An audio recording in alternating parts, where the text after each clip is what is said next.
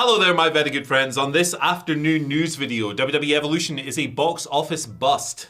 Some interesting notes on the booking of AEW All In. Some even more interesting notes on how long All In is really going to be. And is WWE Unreal a bad idea? I'm Adam Wilborn. I'm Andy Murray. Can't talk. It's the afternews. Cool. Good stuff. Right, what a flippin' smooth way to kick off the afternoon news video. Let's talk about Evolution. This weekend. And it's a mystery why these ticket sales are so crap. Yeah. Is it a mystery? I don't know. We'll talk about potential factors that could come into this. Don't talk about a lot of business stuff on this show. However, when there's a notable success or failure, we do. And at the moment, unfortunately, Evolution is not looking great for Atlanta, Georgia. The State Farm Arena, Sunday. It's the evening show on the Sunday.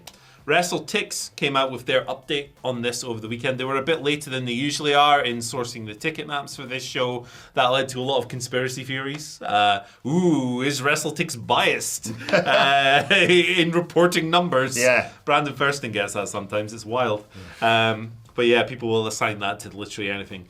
At the time of reporting, at the time of WrestleTix's tweet, WWE had sold just 4,804 tickets for Evolution. For context, Saturday night's main event the day before, more than double that, 10,731. So there's a lot that goes into this.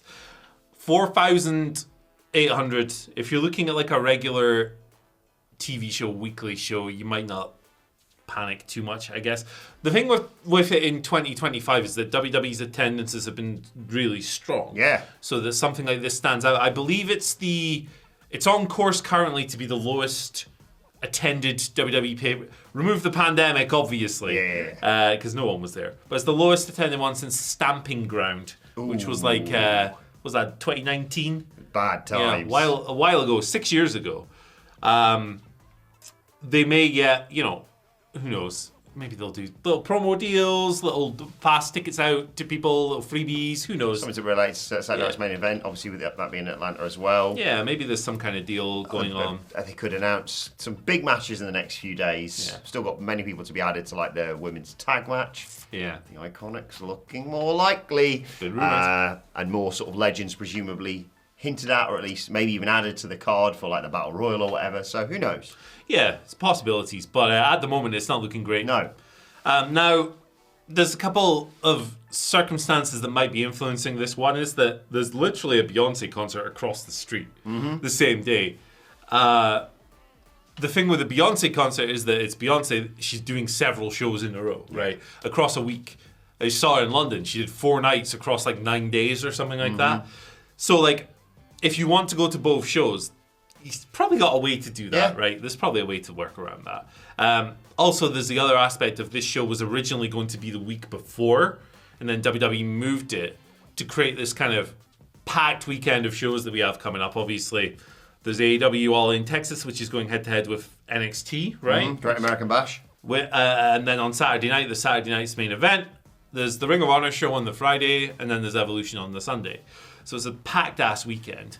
I think that if they'd done this the week before, it probably sells a little bit better. I agree, but then again, I also think that WWE, they've put some great matches on the card. I'm really excited about it, but I do feel like it's been lackadaisical with the way it's been put together. I think the build's been ass. And I will say, partially can be somewhat excused by the loss of one of the best females they have in Liv Morgan. Obviously, we reported at the time, and we have subsequently reported, lots of things had to change with the unfortunate injury to Liv Morgan, and get well soon to her, of course.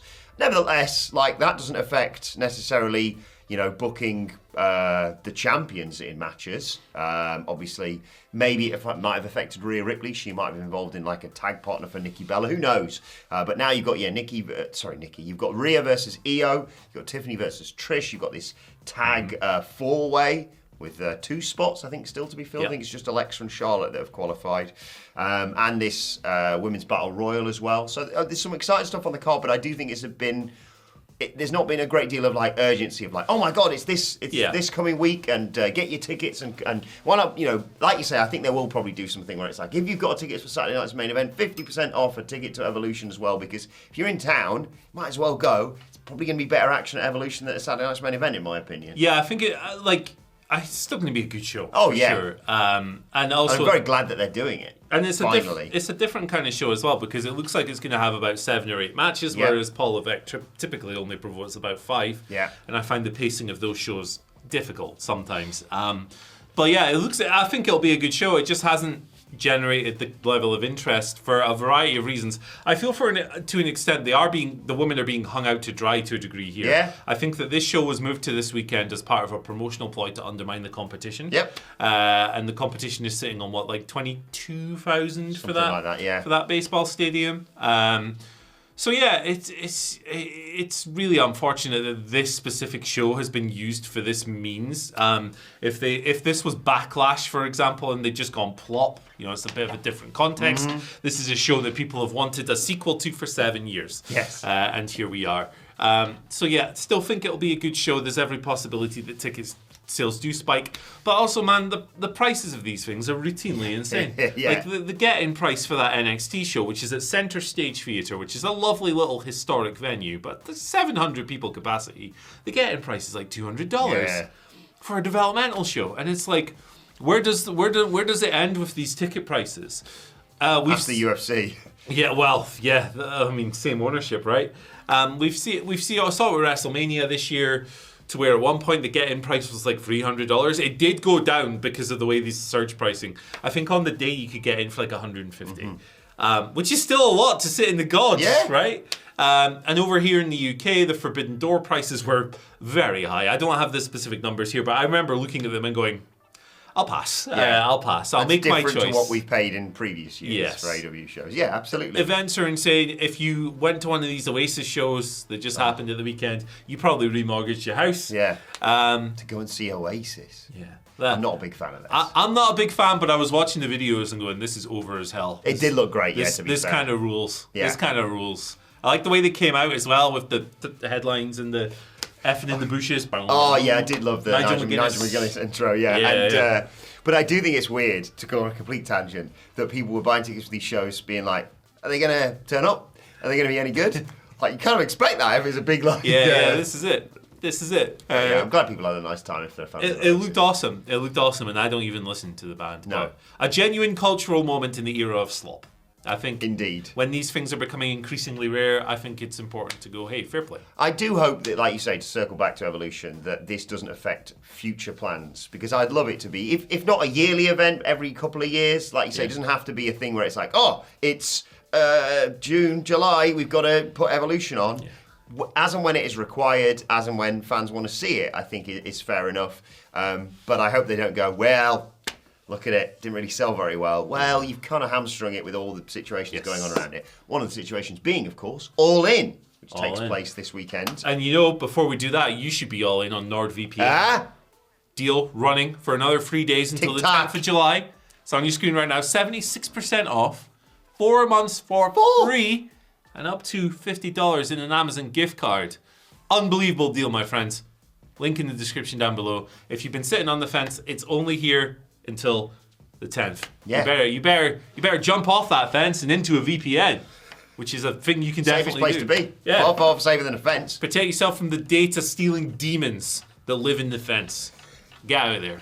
It's a really great deal. Click on it in the description below. But yeah, getting back to All In and some interesting notes from Fightful with regards to the booking of it all, how it all came together, and how a lot of it has been a bit of a long-term plan. Fightful Select, mentioned a while ago that Kazuchika Okada, Kenny Omega, one of the biggest matches in AEW history, one of the biggest matches in wrestling history, if we're honest, has been planned as far back as last year. Yeah. Not just that, but the plan to unify the titles was also dated back to when Kenny Omega returned. In terms of other long-term matches, we talked a lot about Mercedes Moné in this morning's News Views. Check it out. CEO. We'll link it at the end of this video. You do the dance? You can do better than me. I do beat Mortos more. Yeah, I've got no room. I don't know. That's all. But yeah, Mercedes versus Toni Storm, the biggest women's match that AEW can put on, also was planned as the early part of the year. There was also discussions, as we anticipated, that Cope and Christian versus FTR was going to take place on this card, but hasn't been the plan as of late. We talked a little bit about Christian's involvement in that, and the opportunity to do that at, let's say, All Out in September. Makes a lot of sense. That's in Canada, I believe. Toronto. Yeah. So that makes a lot of sense. But But yeah, I think a show as big as All In, which obviously was going to be in London until it was Coldplay's bloody fault. They'll be back there next year, thankfully. But yes, show as big as All In. You hope that you hear this sort of thing, that they don't just go, oh God, it's All In next month. You work with you. Yeah. I sense that maybe once plans were solidified, we talked a long time ago about Hangman Page and Will Ospreay very nicely being like, you win. No, you win. But I feel like the moment that happened, the one who lost, I hope that this is the case, that plans were like, right, what are we doing with them? Let's put them in a tag with Swerve against the Young Bucks. That makes all the sense in the world. Some huge matches coming up on Saturday. Yeah, for sure. It's broken their attendance record in North America already. Oh, of course, yeah. And we still have 5 days of ticket sales. Often for AEW shows, what you see is there's a big surge at the beginning, it slows down, and then towards the end it kind of picks up a little bit again. More matches added on Collision as well this week. Indeed. We'll talk about match count and length in just in my story soon. But yeah, it's shaping up to be a really, really huge show. Mm-hmm. And one that could end on a big feel-good note if Hangman Page topples Jonathan Good. That's his real name. John Good. Great name. Tremendous. John Bad, more like. I love Johnny John. B. Bad. I love John Moxley. I'm a Mox guy. But yes, it's a big show for them, for sure. Look, we're talking about attendances, right, on this show. I'm sure they'd have loved to have sold 35,000 seats for this, right, and opened up more sections. But they haven't. 20-odd. It's a really good number. It's their attendance record. You can't really paint it as a negative. They've sold more than the combined WWE shows taking place over the weekend. They've done really well. I'm looking forward to it. Yes. It's my one regret is that it's one of these shows that's on at a very friendly time for us UK fans, about 8 o'clock at night. I can't watch it live because it's my mother's birthday. It's fine. We'll watch it at the weekend. I'm fired up for a weekend of shows. I am too. Full schedule, baby. I'm looking forward to turning around on the stag do that I'm on this weekend going, come on guys, let's find a bar and watch All In instead. Yeah. I sense that's not going to happen, Sorry, but we'll lads. catch up on it. You'll be sitting there with your phone at the bar, obviously, with your headphones on. Yeah. If I can see it. Yeah, it's good. I'm looking forward to this weekend. Yeah, exactly. We've been, waiting for a US stadium-sized show. I guess Arthur Ashe is technically a stadium, but a big towering beast of a thing. But yeah, like I say, it's reassuring that when they booked this big stadium show, one of the first things presumably they went was, that's where we do Okada Omega in AEW. Yeah. It's one of the matches for this generation of wrestling fans, particularly AEW fans who are maybe a bit more locked into things like New Japan lore and stuff like that. It's great. All the previews for that later on this week on the WhatCulture Wrestling podcast, of course. Absolutely. Let's talk about length, because every single time there's an AEW pay-per-view, we're talking about the length of this show. I'm not in on Monday, so I don't have to talk about this. It might be a little bit shorter than usual in terms of match count. This is a report from Fightful as well, noting that we've recently had Kyle Fletcher versus Adam Cole added, as well as a triple threat tag team title. There are going to be more matches added, right? We're currently sitting on 8. But last year we were looking at 12. The year before it was 11. There's going to be one more match potentially added with a number of performers, whatever that means. Okay. Battle Royal. Well, they've got the gauntlets. The casinos, yeah. So maybe not. That was planned to be added to the show. That should be added by Collision this Thursday. Thursday Collision? Yeah. But of course, that makes sense. That would be weird. It does. Saturday Night Collision. All in just happened. Yeah, the fallout from Collision. We taped it before. What the hell? That would be such a logjam of. Have you ever seen the Fantasy Booker series, Kevin Nash outlining what it took to book 6 weeks of Thunder and Nitro, and Thunder was taped before Nitro but airing afterwards, so they had to pretend that Nitro had already. It was a mess. I remember our WCPW shooting schedule sometimes, and we'd do an episode of Loaded that was going to go out after the pay-per-view, which obviously we hadn't done yet. The commentary team were like, well, we all saw what happened at the weekend. Yeah. Don't know. No, we didn't. God bless them, doing a hard job. Shout out to Dave Bradshaw, legend. Trying to keep it all in line. Yeah, the Kevin Nash one, it looks like the Charlie Day. Yeah, it does. Board. It does. It's insane. Shout out to Jamie Kennedy as well. Yes, I love Jamie. A joy to work with. A great man. Yeah. The Fightful noted as well that there probably wouldn't be as many matches as last year's show. So for me, right, pacing is always more important than match count. There are shows that have 4 matches that feel too long, and there are shows that have 12 matches that feel too short. Yep. It's all about pacing. It's all about what you do in between them. It's all about how these matches are laid out. Obviously, if you have 8 matches that are 25 minutes long, you might feel fatigued by the end of that. Alternatively, if you have 5 matches that are all, 10 minutes, but they've got half an hour in between them, you might feel fatigued by that as well. Yeah. Pacing is more important than match count. But that being said, I do think there is a nice balance between the way the 2 major wrestling companies do things. I agree. That could be strong. It feels nice, this lineup for All In. Got Gauntlets, Mercedes, Tony, Okada, Omega, tag match obviously Bucks and Swerve and Ospreay, Carl Fletcher and Adam Cole for the TNT title, as you've mentioned. Ops, I think, and Death Riders. I'm not sure that's been confirmed yet, but it was offered out certainly by so that might be the multiple. By Claudio and Khalij. There's one I forgot. I'll hang my page. It's John Moxley, rather important. The main event one would assume. And there's all kinds of speculation over like Sting returning or Darby returning or all these. Yeah, and the other names, like I saw Ricochet on Collision. I was like, oh, he's not booked in it, but he's probably going to be in the Gauntlet, isn't he? Yeah. So yeah. I don't need any more, to be perfectly honest. But like you say, I hope a bit of pacing variety on that show. But it looks really good. I can't wait for it. Yeah, for sure. Right, let's talk about. In fact, that show looks better than good, Andy. It looks unreal. Speaking of unreal, there's a new reality TV series that's coming out on Netflix very soon, WWE Unreal, and Jake the Snake has had his say on this on his The Snake Pit podcast, one of the best podcasts out there. You know, that's not ours.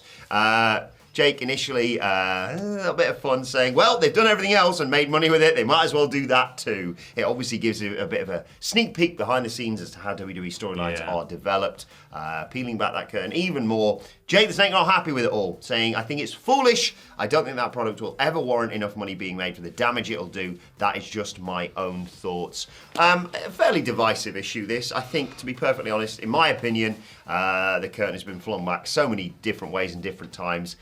I'm really excited to see what this looks like, but I can understand some of the old boys who are very much like, do not even like travel together if you're in a storyline against each other. That's fair enough as well. Yeah, Jake comes from a different time, an era, obviously. An era where, everyone kind of knows everything now is the thing. So, while I obviously respect Jake's perspective a lot, I think most modern WWE fans probably don't care too much about that kind of stuff. We've been told by quite a few people, it's fake, don't we? For sure. And that's pretty much what this Oh my God! Yeah, that's pretty much what this is going to be. I don't know. It's a tricky one for me to be particularly fired up for it, but it's not for people like me who've been watching. We've been watching wrestling for decades between us, right?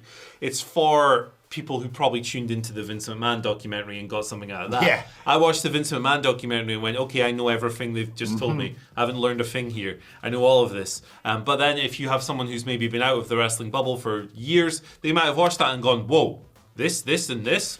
I can't believe it. Yeah, I love a Netflix documentary. Like things like The Last Dance, about subjects that I'm clueless about, basketball, fascinating Poop stuff. Cruise. Poop Cruise. Shout love out the to my Poop Cruise. Shout out to my man, Stephen. It's well worth checking out. It's 55 minutes of quality time. I need to message him about that, actually. But I am also really excited about this because I really like finding out more outside of I can separate in my mind what happens on Monday nights and Friday nights and what have you to what happens day to day in their own personal lives. I love finding out more about wrestlers. I have been obsessed. I sort of should have watched it sooner, but the What Do You Want to Talk About podcast with Cody. It's fun, yeah. I have been watching them back to back to back. I've watched the Kevin Owens one, which I think is genuinely sensational. And again, didn't they try to kill each other at the Royal Rumble? Yes. Funny that they just sit in a room sharing a little drink, isn't it? Whatever. 5-star match, by the way. Yeah, brilliant. Damian Priest's one's really good and a really interesting insight into sort of Damian Priest's life prior to WWE and an amazing story about how he turned it around. The Randy one is just lovely because there's the moment where Cody's just like, this wouldn't happen without you, and Randy gets a bit emotional. There's one with Miz I need to watch, Brandy obviously as well. It's fascinating stuff, but I also understand, if you're of the mentality of like, don't tell anyone anything, don't listen to the dirt sheets, you're not going to be best pleased about them being like, here's how we planned to Jay winning the Royal Rumble and winning the title of WrestleMania. So yeah, this is it. It's My worry with it, I feel like it's going to be 50 minutes of Triple H sniffing his own farts every week. It'll be, they're promoting their own product, Netflix, effectively, aren't they? So. Absolutely. It's going to be, like when he puts those little videos taking credit for people's entrances out. It's like, come on, man. How big can your ego be that you need to get this out there? But yeah, it'd be really fart sniffy. For sure. But hey, if you're into that if you like the smell of farts. Farts funny. Yeah.